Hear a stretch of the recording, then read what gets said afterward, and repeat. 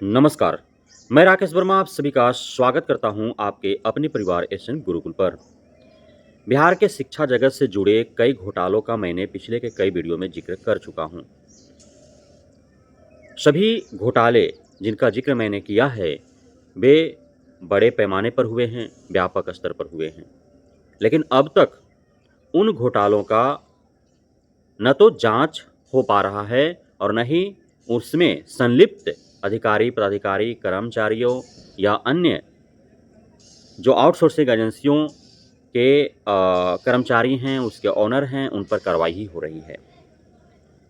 सैकड़ों करोड़ रुपए का चंपत लगा दिया गया, लेकिन अब तक सभी खा पका करके बिल्कुल ही पचा करके बैठे हुए हैं। इस वीडियो में मैं जो घोटाले का जिक्र करने वाला हूं, यह भी बेहद ही संगीन घोटाला है, गंभीर घोटाला है, जिसका खुलासा बिहार राज्य उर्दू शिक्षक संघ के द्वारा किया गया है।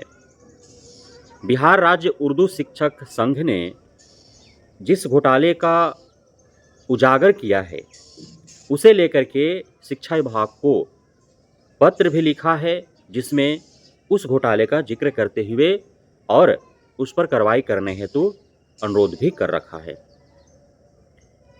और यह इसलिए सबसे गंभीर घोटाला है, सबसे गमगीन घोटाला है, संगीन घोटाला है, क्योंकि यह शिक्षक शिक्षिकाओं पर प्रत्यक्ष रूप से दुष्प्रभाव डालता है, उनको नुकसान पहुंचाता है।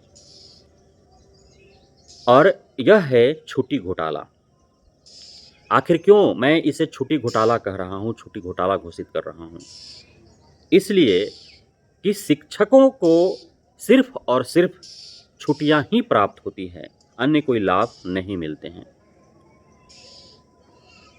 शिक्षक शिक्षिकाओं को छोड़ अन्य किसी भी विभाग में आप जाएं, जो भी कर्मचारी हैं, अधिकारी पदाधिकारी हैं, शिक्षा विभाग में ही जो अधिकारी पदाधिकारी कर्मचारी हैं, उनका ड्यूटी का कोई टाइम टेबल है नहीं, व्यवहारिक तौर पर देखा जाए तो। साथ ही उनका आगम भी अत्यधिक है, ऊपरी आय है। हर एक मोड़ पर बिना घूस लिए हुए कोई कार्य नहीं करते हैं, जबकि शिक्षकों को सिर्फ और सिर्फ छुट्टी का ही एक लाभ मिल पाता है। उसमें भी पिछले 1 वर्ष के अंतर्गत कई सारे छुट्टियों की कटौती की गई है, कई सारे छुट्टी घोटाले कर लिए गए हैं। घोटाले कई गई छुट्टियों की यदि हम जिक्र करें तो उसमें चूँकि आप सभी को ज्ञात है कि जो सामान्य विद्यालय हैं, वे सामान्यतः प्रत्येक हफ्ता में रविवार को छुट्टी रहते हैं, और जो उर्दू विद्यालय हैं, वे रविवार को खुले होते हैं, जबकि शुक्रवार को छुट्टी होते हैं। अब बहुत ऐसे छुट्टियां रही जो या तो रविवार को पड़ गए, जिससे सामान्य विद्यालयों का नुकसान पहुंचा, और या तो शुक्रवार को पड़ गए, जिससे उर्दू विद्यालयों को नुकसान पहुंचा। सामान्य विद्यालयों जहां पे प्रत्येक हफ्ते के रविवार को बंद होते हैं, वहां पे नुकसान की यदि बात किया जाए तो अप्रैल माह में 14 अप्रैल को आप सभी को ज्ञात है, बाबा साहब भीमराव अंबेडकर जयंती मनाए जाते हैं, और उस दिन को छुट्टी होती है, जबकि वह दिन रविवार था। उसके बाद जो ग्रीष्मकालीन अवकाश हुआ, 4 रविवार पड़े। अब ग्रीष्म अवकाश जो होता है वह 30 दिनों का होता है, रविवार छोड़ करके, जबकि रविवार 4 पड़े और वह भी उसी में काउंट कर लिया गया। रविवार तो बहुत ही छुट्टी है शिक्षक शिक्षिकाओं का, वो तो मिलना ही चाहिए अलग से।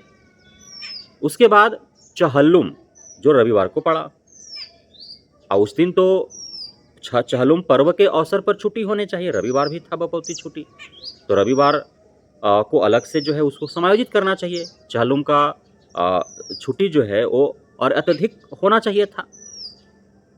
उसके बाद अभी 3 नवंबर को आने वाला है चित्रगुप्त पूजा, जो रविवार को पड़ रहा है। तो अब चित्रगुप्त पूजा का ऑलरेडी छुट्टी होना चाहिए, रविवार का छुट्टी रहता ही है, तो चित्रगुप्त पूजा का 2 दिन छुट्टी होना चाहिए, एक रविवार तो बपौती छुट्टी है और एक चित्रगुप्त पूजा के अवसर पर छुट्टी होनी चाहिए, लेकिन ऐसा हो नहीं रहा है। वहीं यदि उर्दू विद्यालयों के नुकसान का जिक्र करें तो सामान्य विद्यालयों की अपेक्षा उर्दू विद्यालयों को छुट्टी को लेकर के अधिक नुकसान पहुंच रहे हैं, जिसमें मार्च माह में 22 मार्च को बिहार दिवस होते हैं, वह शुक्रवार के दिन था।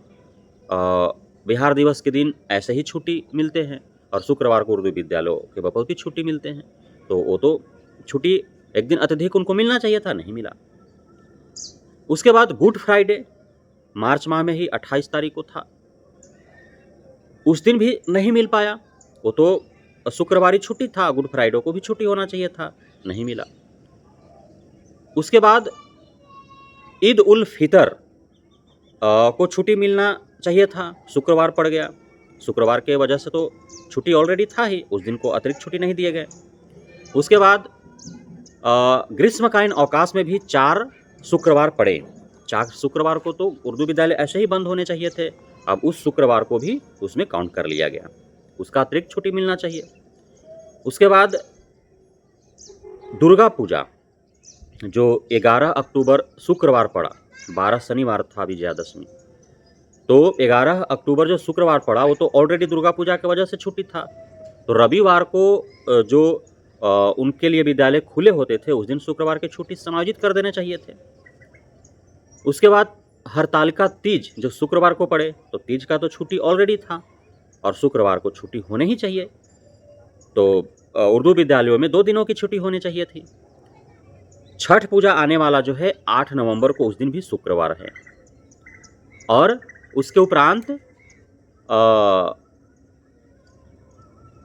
गुरु नानक जयंती जो नवंबर माह में ही है 15 नवंबर को, तो उस दिन भी शुक्रवार पड़ रहे हैं।